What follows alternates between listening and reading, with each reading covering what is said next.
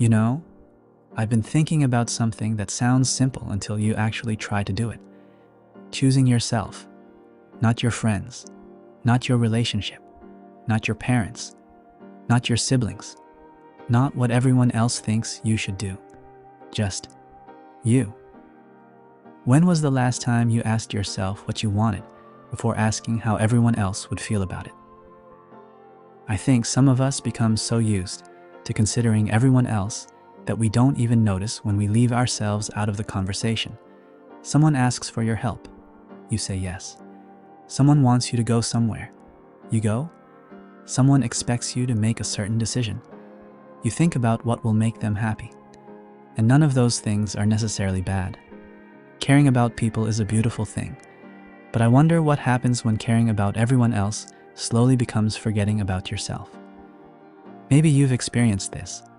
You want to say no, and you almost do, but then you imagine their reaction. They're going to be disappointed. They might think I've changed.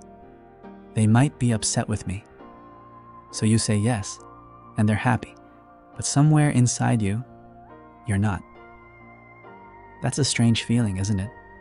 Knowing you made someone else comfortable by making yourself uncomfortable.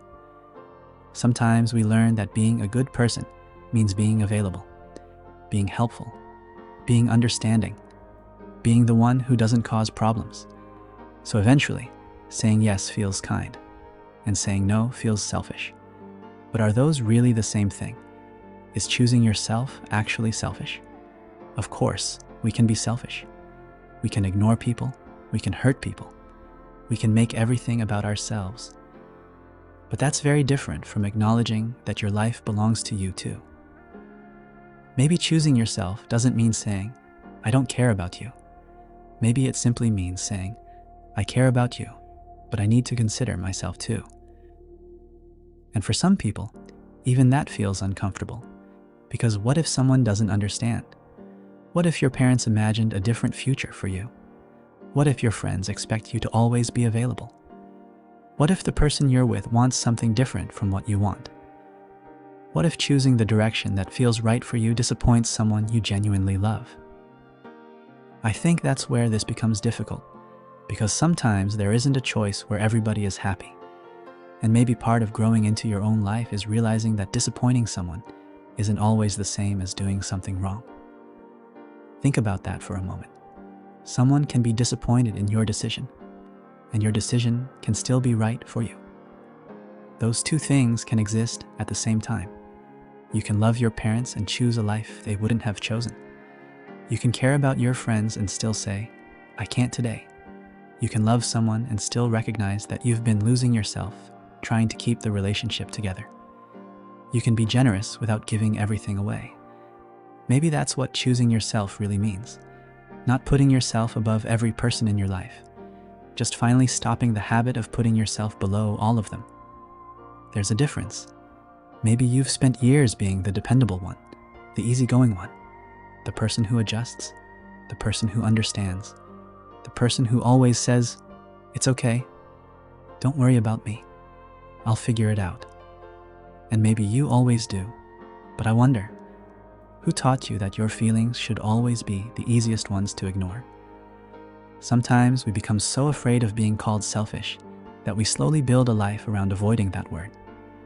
We choose the job someone approves of. We stay somewhere because leaving would upset people. We keep saying yes because saying no would require an explanation.